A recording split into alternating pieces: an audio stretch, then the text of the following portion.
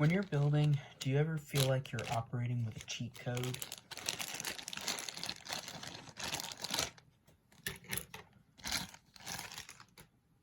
Some of you probably remember this thing.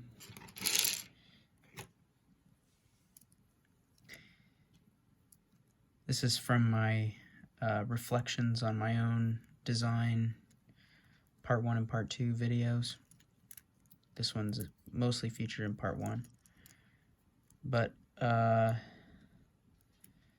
yeah, this was an idea for the Deep Space Station 43 project. And then I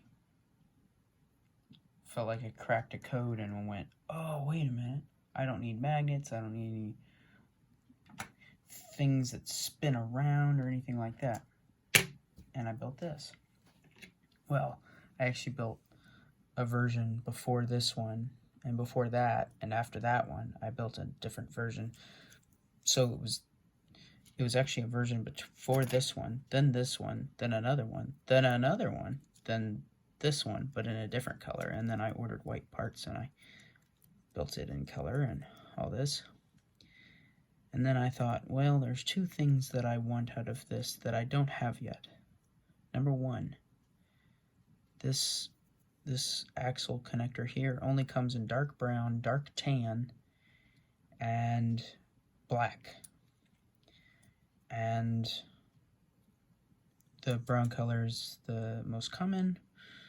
Black is fairly expensive. Dark tan is even more expensive. And unless I paint it, there's no hope in turning it white. Had to have 3 branches. And it had to have a pinhole in the center. And there are parts out there like that. There's a plate from Nexonites that has those features. But again, I also, the second criteria that I wanted, not only did I need white, I also needed it to be smaller in size, even smaller than this. And then do all the things that this thing does. And if you don't know what this thing does, I'm going to refer to you again to watch the part 1 and part 2 reflections of my own design, because it really does just cover all that this is worth. But yeah, and I'll link those in the description here. Today I was talking to somebody on Discord,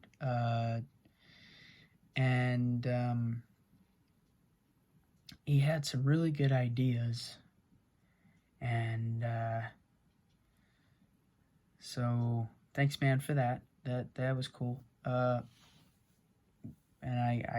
we kind of put our heads together and we're chatting back and forth. And at some point I went, you know, I'm going to try this. And after a day's work, it is now that small. So I'm going to hold these up and you can compare the size. It is a lot smaller. I mean, clearly it's a lot smaller. There are things about this that I will get into in a later video, but one of the reasons that it felt like I was operating on a cheat code is the fact that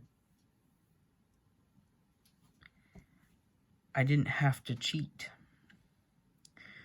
I used flex tube for the axles, and the main central axle is actually just a 4-stud long, and I could use a 3-stud, but I didn't have a 3-stud bar. I couldn't find any.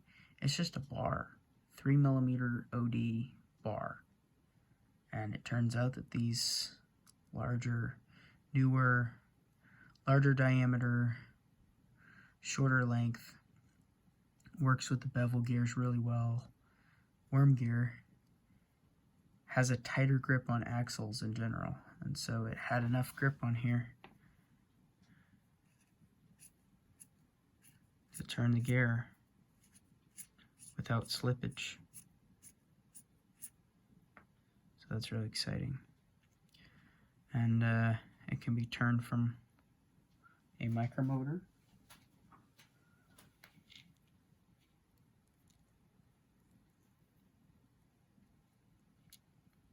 I'm still figuring out how to mount this. And we'll see how it goes from here. But that, as compared to this, you know, it's comparable in height now when you add the motor, but that's with the motor. I mean, that's pretty dope, I think. I don't know. Let me know what you think in the comments. And if you want to see stuff like this, I'll break this down and show you how this is built and the structure. You can build it yourself in a later video. But for now, I guess, yeah, this is it. But yeah, thank you for watching.